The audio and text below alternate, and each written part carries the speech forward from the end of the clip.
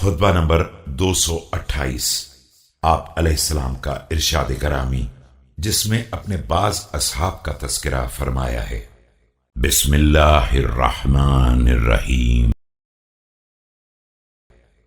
لله بلاء فلان فقد قوم الأود وداوى العمد وأقام السنة وخلف الفتنة ذهب نقي الثوب قليل العيب۔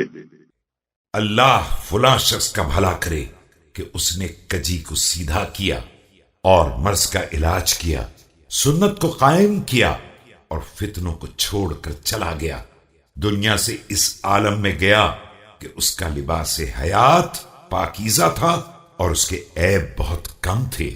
أصاب خيرها وسبق شرها أدى إلى الله طاعته واتقاه بحقه رحل وتركهم في طرق متشعبة لا يهتديها الضال ولا يستيقن المهتدي۔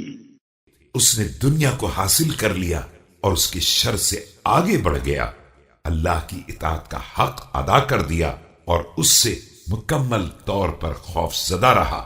وہ دنیا سے اس عالم میں رخصت ہوا کہ لوگ متفرق راستوں پر تھے، جہاں نہ گمراہ ہدایت پا سکتا تھا اور نہ ہدایت یافتہ منزل یقین تک جا سکتا تھا۔